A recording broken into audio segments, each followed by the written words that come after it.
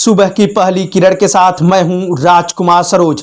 आइए शुरुआत करते हैं भदोही जिले की दिन भर की फटाफट खबरों की। ये सूचना आप सभी के लिए। कोरोना वायरस जिस प्रकार से अपना प्रकोप बढ़ा रहा है, उस प्रकार से आप लोग अपने घरों में सावधानी पूर्वक रहें। अगर कहीं भी जा रहे हैं तो आप मास्क का जरूर प्रयोग करें। हाथों को बार बार सैनिटाइज करें, क्योंकि अगर कोरोना वायरस से आप नहीं बच रहे हैं तो आप अपनी ही जिंदगी नहीं, अपने पूरे परिवार की जिंदगी को मौत के कुएं में झोंक रहे हैं। जिस प्रकार से कोरोना वायरस अपना प्रकोप बढ़ा रहा है, ऐसा दृश्य साफ साफ दिखाई दे रहा है कि वह दिन अब दूर नहीं कि ऐसा कोई गांव या ऐसा कोई घर बचा हो जिस घर में कोरोना वायरस के रोगी न मिले हों। आपसे अनुरोध हम पुनः करते हैं कि कोरोना वायरस से बचने के लिए कोरोना वायरस के बताए हुए नियमों का जरूर पालन करें। अगर आप बाहर से कहीं भी घर आ रहे हैं तो पहले अपने हाथों को साबुन से जरूर धोएं, इसके बाद ही अपने घर में प्रवेश करें। जानकारी दे दें कि उत्तर प्रदेश के मुख्यमंत्री योगी आदित्यनाथ ने एक फरमान जारी कर दिया है, जिसमें यह साफ साफ बताया जा रहा है कि रविवार को पूर्ण रूप से लॉकडाउन लग जाएगा। सिर्फ आप दवाएं संबंधी सामान खरीद सकते हैं। आप सभी से अनुरोध है कि रविवार को हुए पूर्ण लॉकडाउन का कड़ाई से पालन करें। जानकारी दे दें कि भदोही जिले में आज 198 कोरोना पॉजिटिव के रोगी पाए गए हैं और वहीं कुल एक्टिव केस की संख्या 1017 पहुंच गई है। जिस प्रकार से कोरोना वायरस अपना प्रकोप बढ़ा रहा है, यह हम सभी के लिए खतरनाक दिन होता जा रहा है। कोतवाली गोपीगंज से चंद मीटर दूर गुराई चौराहे पर एक धन्ना देवी पत्नी प्रदीप कुमार बिंद, जो कि प्राइवेट अस्पताल में साफ सफाई का कार्य करती थी, आज शाम को अपने घर लौट रही थी। तभी सड़क पार करते समय स्विफ्ट डिजायर की जोरदार टक्कर मारने से उसकी दर्दनाक मौत हो गई है। जानकारी दे दे कि यह घटना शाम करीब 4 बजे हुई है, जब वह अस्पताल से कार्य करके अपने घर लौट रही थी। गेराई गांव की स्थित धन्ना देवी पत्नी प्रदीप कुमार बिंद की पत्नी जीविकोपार्जन चलाने के लिए वह निजी अस्पतालों में साफ सफाई का कार्य करती थी। साफ सफाई का कार्य पूर्ण करने के बाद वह अपने घर के लिए जा रही थी। सड़क पार करते समय यह दुर्घटना घटी है, जहां दुर्घटना में उसकी घटना स्थल पर मौत हो गई। इसकी जानकारी जैसे ही गोपीगंज कोतवाली को पहुंची, तुरंत घटना स्थल पर पहुंचे गोपीगंज कोतवाली के एसएचओ अपनी टीम के साथ शव को हिरासत में लेके पोस्टमार्टम के लिए भेज दिया है। वहीं परिवारजनों का कहना है कि जीविकोपार्जन चलाने के लिए महिला काफ़ी मेहनत करती थी, लेकिन इतनी दर्दनाक दुर्घटना घटी कि परिवारजनों से यह दुर्घटना बर्दाश्त नहीं हो रही है। अखंड दीप से लगी आग, घर का गृहस्थी का सामान जलकर हुआ राख। जानकारी दे दे कि कोतवाली गोपीगंज के अंतर्गत खदर पट्टी मोहल्ले में आज सुबह करीब 10 बजे जब पंकज जायसवाल सुबह स्नान करने के बाद पूजा पाठ करके वह अगरबत्ती जला करके अपने दुकान के लिए चले गए। अगरबत्ती की एक लपट ने घर का गृहस्थी का सामान जलाकर राख कर दिया।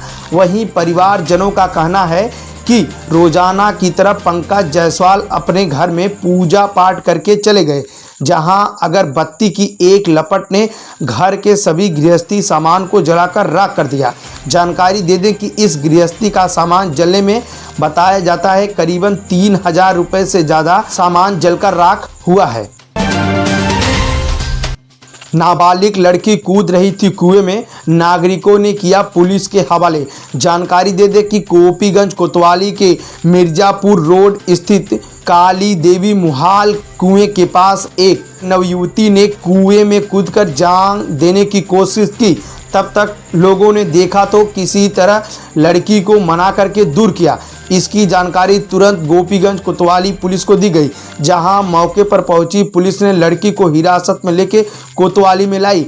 परिवारजनों को सूचना देने के बाद परिवारजन कोतवाली में पहुंचे, जहां परिवारजनों को काफ़ी डांट फटकार लगाने के बाद लड़की को परिवारजनों को सुपुर्द किया गया है। कोतवाली औराई के अंतर्गत मुक्तापुर गांव में बीते त्रिस्तरीय पंचायत चुनाव में एक महंगीलाल पाल पुत्र तुलसी पाल 80 वर्षीय विकलांग व्यक्ति ने अपने नाती के साथ वोट देने के लिए मतदान बूथ पर गया, जहां नरेंद्र कुमार चौबे व धनेश चौबे के द्वारा उसे भड़का करके दूसरे प्रत्याशी को वोट देने का दबाव देने लगे, जहां महंगीलाल पाल ने सीधे तौर पर मना कर दिया कि हम अपने मन का मतदान करेंगे। इसी बात को लेकर विवाद हुआ, लेकिन मामला वहीं रफा दफा कर दिया गया। जानकारी दे दे कि आज सुबह करीब 6:30 बजे आशीष कुमार चौबे महंगीलाल के घर पहुंचते हैं, जहां गाली गलौज दे करके उसे जान से मारने की भी धमकी देते हैं। और वहीं महंगीलाल का कहना है कि उन्हें 2-3 झापड़ मारा भी गया है। जानकारी दे दे कि महंगीलाल पाल पूर्ण रूप से दोनों पैर से विकलांग है, इसी के सहारे होकर के उन्हें चलना पड़ता है। परिवारजनों का आरोप है कि उनको मारा पीटा गया है। इस मामले को लेकर के परिवारजनों ने औराई कोतवाली धमक पड़े, जहां औराई कोतवाली के कोतवाल वीरेंद्र प्रताप सिंह ने मामले को पहले छानबीन करने के बाद मुकदमा दर्ज करने की बात कही है। वहीं परिवारजनों ने बताया कि थाना अध्यक्ष साहब ने कहा है कि पहले मामले की जांच करने के बाद ही हम मुकदमा दर्ज करेंगे। आरोपी को गलत पाए जाने पर कड़ी कार्रवाई की जाएगी। लेकिन यह एक सवालिया पुलिस पे खड़ा होता है कि पहले तहरीर लेने के बाद पुलिस मुकदमा दर्ज न करके मामले की छानबीन करती है। ऐसा लगता है कि भदोही पुलिस किसी भी मामले को एकदम छानबीन करने के बाद ही मुकदमा दर्ज करती है। ऐसे कई मामले हैं जिसमें पुलिस पहले मुकदमा न दर्ज करके आरोपियों के ऊपर लगातार दबाव बनाने लगती है। ऐसा ही जुल्म ढा रही है औराई पुलिस महंगीलाल पाल के ऊपर। पुलिस अधीक्षक राम बदन सिंह ने रिजर्व पुलिस लाइन में पुलिस बल को विफ्र कर किया रवाना। जानकारी दे दे कि भदोही जिले में तैनात पुलिस कर्मचारियों को आज रवानगी किया गया है अन्य जिलों में चुनाव कराने के लिए। वहीं पुलिस अधीक्षक राम बदन सिंह ने कहा कि आप लोग विफ्र हो करके अपनी ड्यूटी को निभाइए, किसी भी प्रकार की कोई कमजोरी बर्दाश्त नहीं करिएगा। जहां कहीं गलत दिखे उसे आप लोग अपने तरीके से हैंडल करिएगा। जानकारी दे दे कि इस विफ्र करने के लिए पुलिस बल के सभी कर्मचारी मौजूद रहें। विफ्र होकर के सभी पुलिसकर्मी भदोही जिले से अन्य जिलों के लिए रवाना हो गए हैं। उन्होंने यह भी कहा कि आप लोग कोरोना वायरस से बचने के लिए हर समय हाथ को सैनिटाइज करते रहिएगा, साथ में मास्क का हर समय प्रयोग करिएगा, जिससे इस महामारी से आप लोग सुरक्षित रह सकें। रंजीशन मारपीट कर किया घायल, केस दर्ज। जानकारी दे दे कि कोतवाली सुरियामा के अंतर्गत परौरपुर गांव में आलोक सिंह, अभिषेक सिंह, रोहित सिंह अपने निजी वाहन को शाम करीब 6:30 बजे आ रहे थे, जहां तीनों व्यक्ति अपने अलग अलग वाहन से आ रहे थे।